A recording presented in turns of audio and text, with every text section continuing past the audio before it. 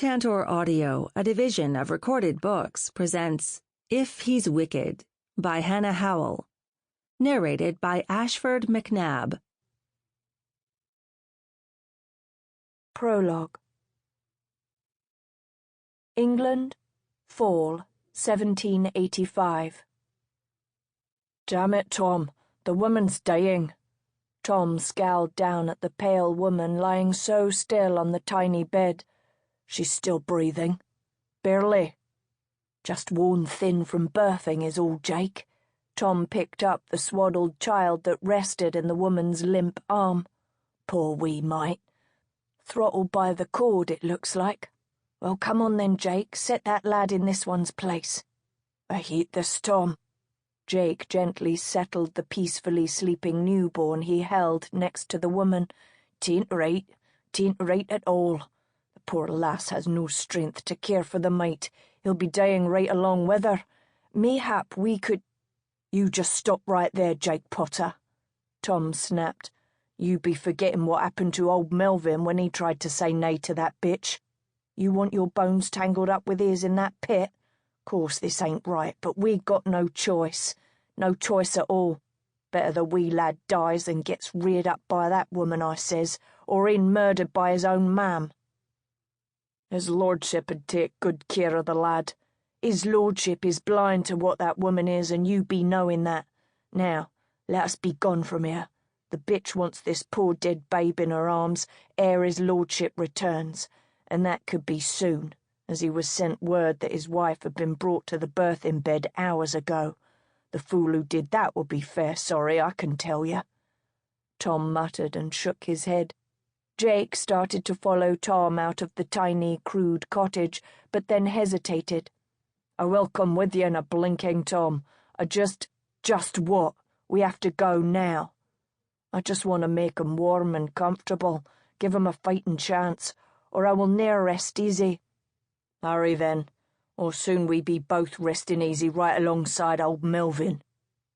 After making a fire and covering the woman and child with another thin blanket, Jake looked around to make certain Tom wasn't watching him. He took a sheaf of papers from inside his old coat and hastily tucked them beneath the blankets. When he looked at the woman again, he started in surprise. She was watching him. "Your babe will have a fine resting place," he whispered. "I hate doing this, I surely do, but I've got me a wife and 5 wee ones. Aye, and I be a coward when all be said and done. That vile woman would ne'er hesitate to kill me if I ruined her evil plans. If ye can, take them papers and hide them well.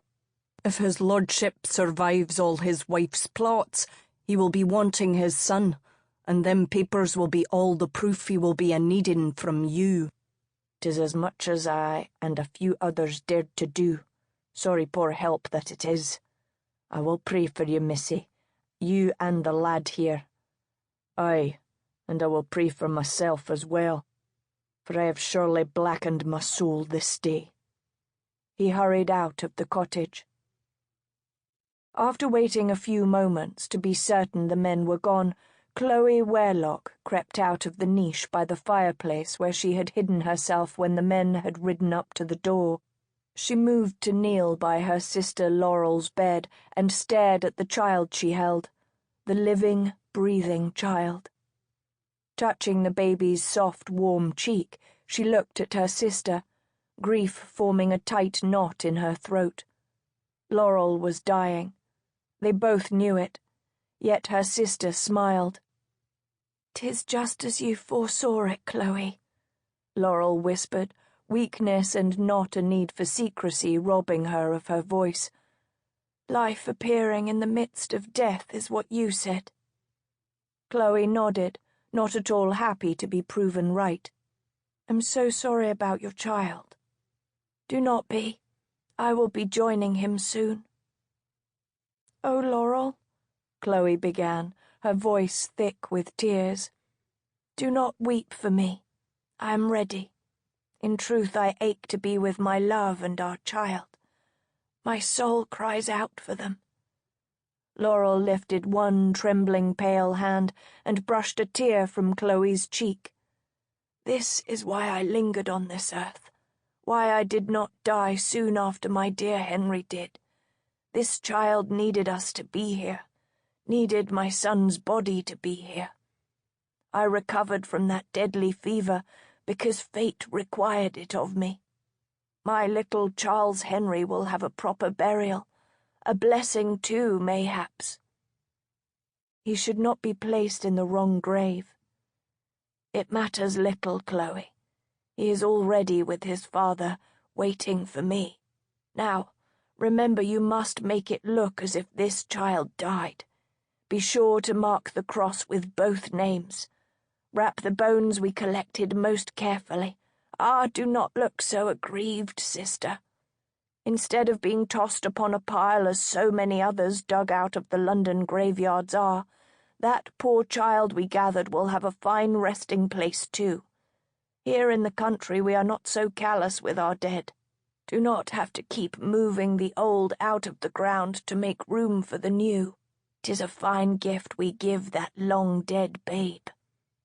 I know, yet throughout all our careful preparations I kept praying that we were wrong. I always knew we were right, that this was a fate that could not be changed by any amount of forewarning. I will miss you, but truly do not grieve o'er me. I will be happy. How could a mother do this to her only child? Chloe lightly touched the baby's surprisingly abundant hair. She cannot bear his lordship a healthy heir, can she? That would ruin all of her plans. When Laurel said nothing more for several moments, Chloe murmured, "Rest now. There is no need to speak now." "There is every need," whispered Laurel. "My time draws nigh. As soon as I am gone, see to the burial, and then go straight to our cousin Leopold. He will be waiting, ready to begin the game. He will help you watch over this child and his father, and he will help you know when the time is right to act against that evil woman and her lover." Laurel turned her head and pressed a kiss upon the baby's head. "This child needs you, and his poor love-blind father. We both know that this boy will do great things some day. It gives me peace to know that my sorrows are not completely in vain, that some good will come out of all this grief." Chloe kissed her sister's ice-cold cheek, and then wept as she felt the last flicker of life flee Laurel's bone-thin body. Pushing aside the grief weighing upon her heart like a stone, she prepared Laurel for burial. The sun was barely rising on a new day when she stood by her sister's grave, her sturdy little mare packed with her meagre belongings, a goat tethered to the patient mount, and the baby settled snugly against her chest in a crude blanket sling. One wind-contorted tree was all that marked Laurel's grave upon the desolate moors. Chloe doubted the wooden cross she had made would last long, and the rocks she had piled upon Laurel's grave to deter scavengers would soon be indistinguishable from many another one dotted about the moors. "I will come back for you, Laurel," Chloe swore. "I will see you and little Charles Henry buried properly. And this wee pauper child you hold will also have a proper burial right beside you. It deserves such an honor." She said a silent prayer for her sister, and then turned away, fixing her mind upon the long journey ahead of her. When, a few hours later, Chloe had to pause in her journey to tend to the baby's needs, she looked across the rutted road at the huge stone pillars that marked the road to Collinsmore, the home of the child she held. She was tempted to go there to try to find out exactly what was happening. The village had been rife with rumors. Chloe knew it would be foolish, however, and remained where she was, sheltered among the thick grove of trees on the opposite side of the road that would lead her to London and her cousin Leopold. Just as she was ready to resume her journey, She heard the sound of a horse rapidly approaching.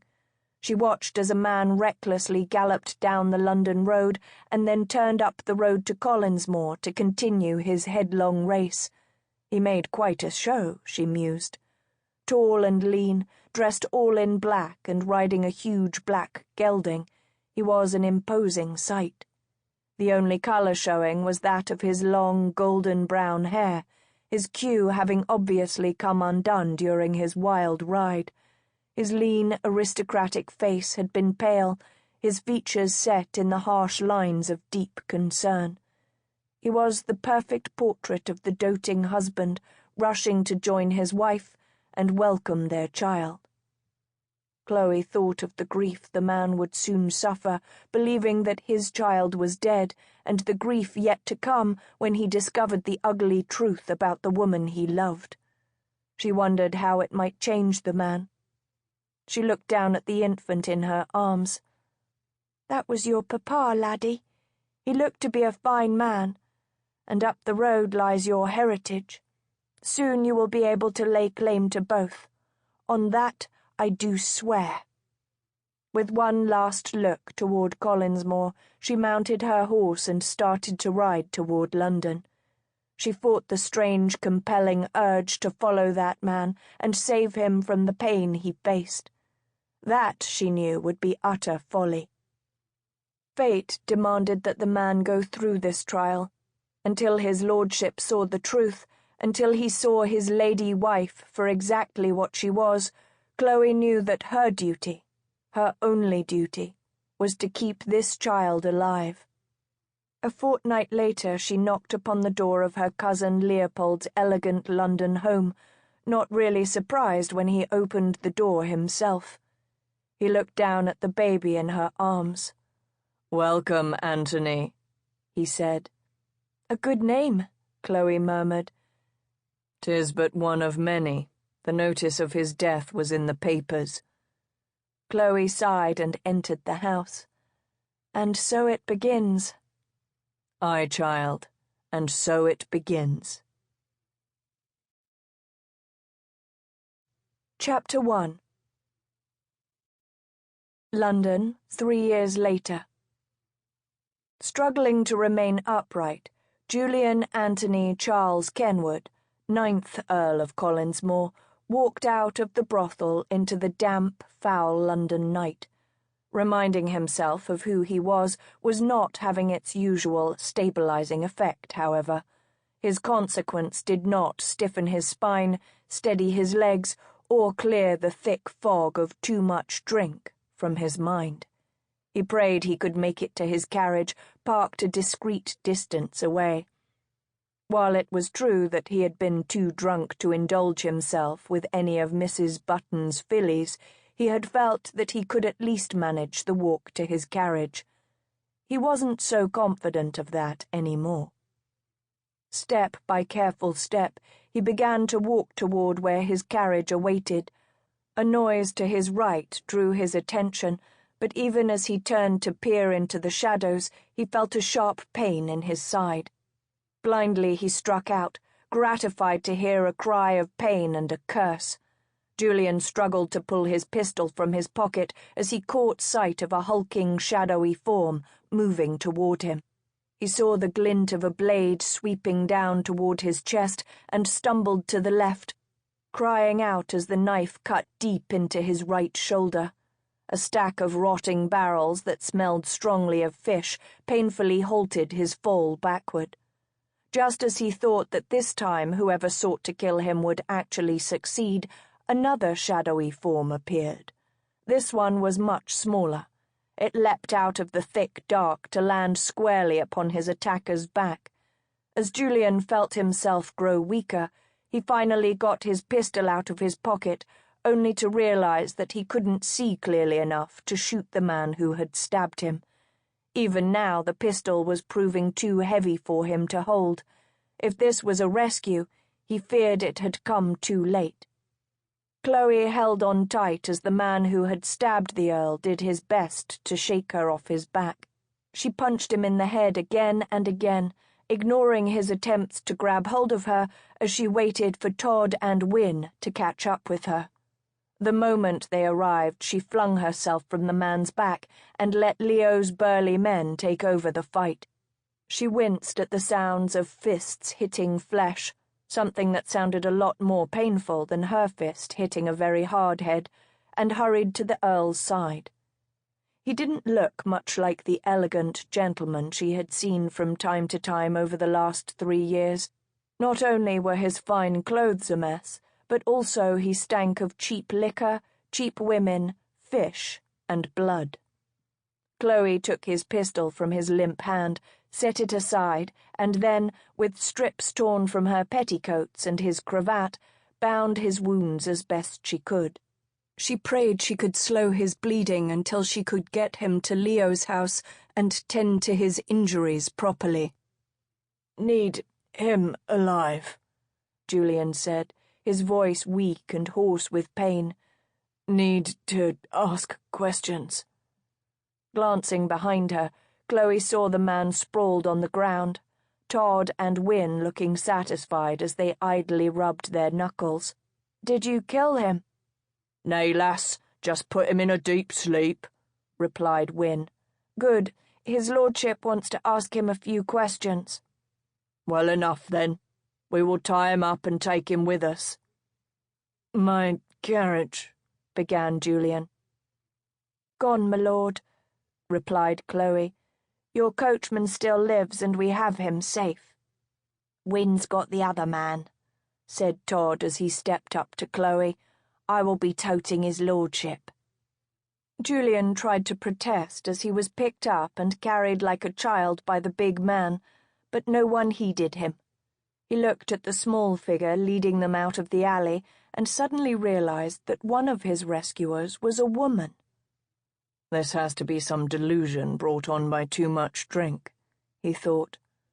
When he was settled on a plush carriage seat, he looked across at his coachman. Danny's head was bloody, but his chest rose and fell evenly, proving that he still lived. The small woman climbed into the carriage and knelt on the floor between the seats, placing a hand on him and the other on Danny to hold them steady as the carriage began to move. "Who are you?" he asked, struggling to remain conscious and wondering why he even bothered. "Hold your questions for now, my lord," she replied. "Best they wait until we can sew you up and some of that foul brew you wallowed in tonight is cleared out of your head and belly." His rescuer obviously had little respect for his consequence, Julian thought as he finally gave in to the blackness that had been pulling at him. Chloe sat in a chair by the bed and sipped her coffee as she studied the Earl of Collinsmore. He smelled better now that he had been cleaned up, but his elegant features held signs of the deep dissipation he had sunk himself in for the last year. She had been disappointed in him and a little disgusted when he had begun to wallow in drink and whores, but Leopold had told her that men tended to do such things when they had suffered a betrayal at a woman's hands. Chloe supposed that if her heart had been shattered so brutally, she too might have done something foolish, yet rutting like a goat and drinking oneself blind seemed a little excessive. Even so, she had to wonder if the Earl was lacking in wits. 3 times before this he had nearly been killed, yet he had continued to do things that left him vulnerable, just as he had done 2 nights ago.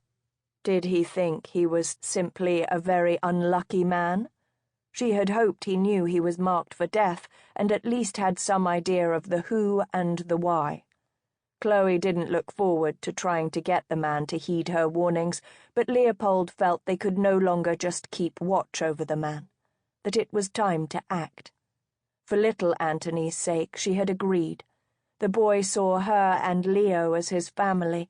The longer that was allowed to continue, the harder it would be to reunite him with his father. Her heart would break when that happened, but she was determined to see that Antony didn't suffer unduly. The boy also needed his father alive to help him claim his heritage and hold fast to it.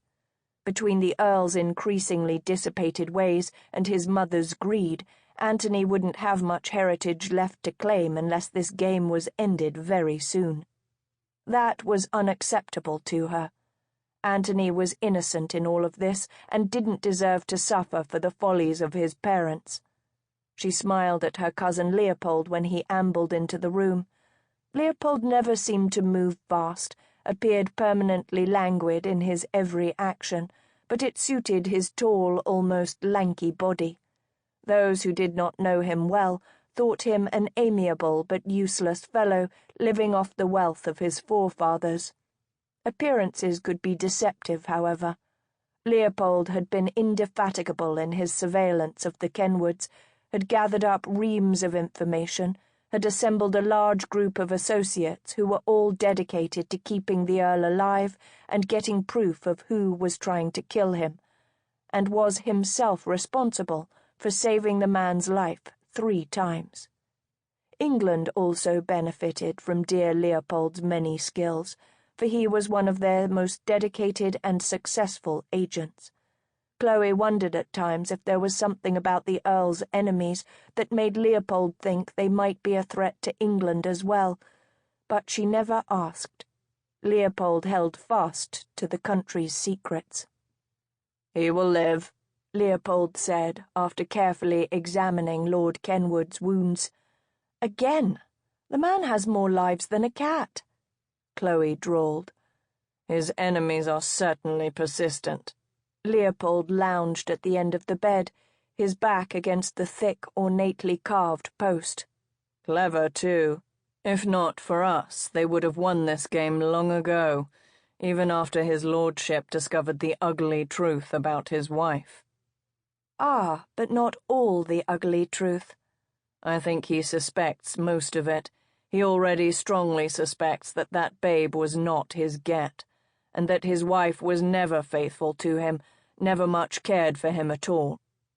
"How do you know all that?" "His best friend has become mine. Do not look so uneasy, love. I truly like the fellow. Met him the first time I saved this poor sot's hide.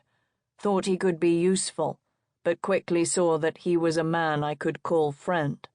Even more important, he was a man I could trust." Chloe nodded and set aside her empty cup. "How much does this friend know?" "Nearly all. Guessed most of it himself. Since I was already disinclined to lie to the man, I implied that I had begun to look into the business after the second attempt on the Earl's life. He told me that was exactly when Lord Kenwood himself had begun to believe that his wife wanted him dead, that she was no longer happy just cuckolding him." "Who is this friend?" "The Honourable Sir Edgar Dramfield." "Oh, I know him. I've met him at Lady Millicent's on occasion. She's his godmother, a very good fellow. He's kinder to Lady Millicent than her own daughter is." "He is a good man, and he is very concerned about his friend. That is why I sent word to him this morning about Lord Kenwood's injuries, asking him to keep it quiet. Very quiet. He will undoubtedly arrive soon." "Are you sure that's wise? Lord Kenwood may not wish others to hear what we have to tell him." Leopold sighed. "It was a hard decision, yet the Earl doesn't know us at all, does he? He has, however, known Edgar all his life, trusts him, and has bared his soul to the man on a few occasions." "Whilst deep in his cups, I suspect." "That is usually when a man bares his soul," Leopold drawled, and then smiled at Chloe when she rolled her eyes. "I felt the Earl would need a friend, Chloe, and Edgar is the only close one he has. We will be telling his lordship some very ugly truths, and he needs to believe us." "You said he already has his own suspicions," Chloe began. "Suspicions do not carry the same weight or wield the same blow to one's heart. We will be filling in a lot of holes he may have concerning his suspicions, and giving him proof. There is also one hard, cold fact we must present to him, one that would bring many a man to his knees. It would certainly cut me more deeply than I care to think about. We may also need Edgar to help us keep this fool from going off half-cocked and to convince him to allow us to stay in the game." "What game?" Chloe joined Leopold in staring at Lord Kenwood in surprise. There had been no warning that he was about to wake up, no movements, not even a faint sound. When he attempted to sit up, he gasped with pain and grew alarmingly pale. Chloe quickly moved to plump up the pillows behind him, even as Leopold helped the man sit up and drink some cider doctored with herbs meant to stave off infection and strengthen the blood. "I know you," Julian said after taking several slow, deep breaths to push aside his pain.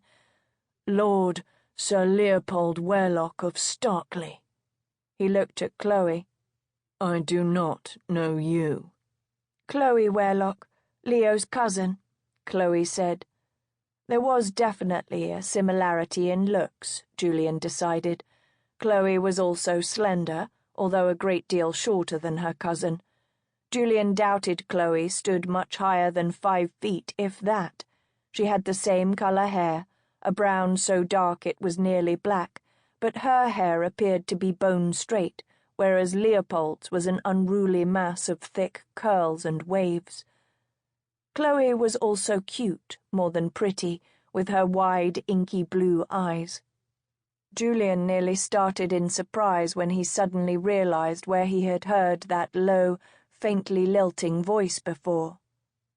"You were there," he said, "when I was attacked." "Aye, I was."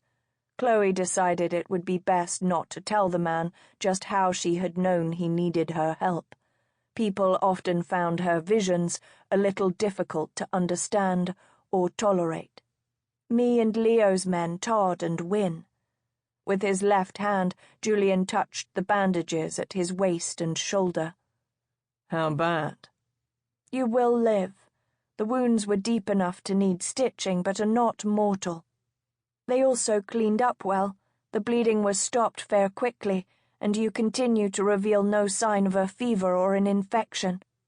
You have also slept most peacefully for nearly 2 full days. All good." He nodded faintly. "I should go home. I can have my man care for me and relieve you of this burden." "That might not be wise," said Leopold. "This is the 4th time someone has tried to murder you, my lord. The ones who want you dead nearly succeeded this time. Indeed, they came closer than ever before. I think you might wish to consider letting them think that they have succeeded. The rumors of your sad fate have already begun to slip through the ranks of the Tantor." Before Julian could ask just how Lord Sir Leopold knew this was the 4th attack on him, he was surprised by the arrival of Edgar Dramfield.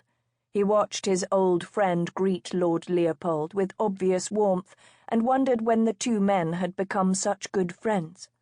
It surprised Julian even more when Edgar greeted Miss Wherlocke as if he'd known her for quite a while as well. Finally, Edgar stepped up to the side of the bed and studied him. "Either the ones trying to kill you are completely inept, or you are one very lucky man, Julian," said Edgar.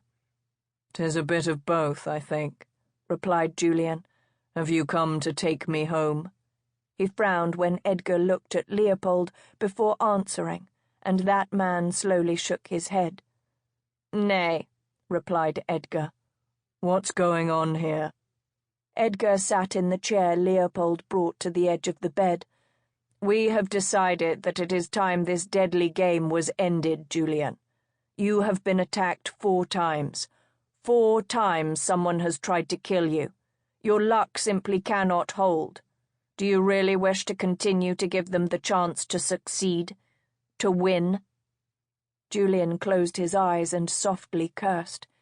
He was in pain, although he wondered what had been in that drink he had been given, for his pain was definitely less sharp than it had been when he had first woken up.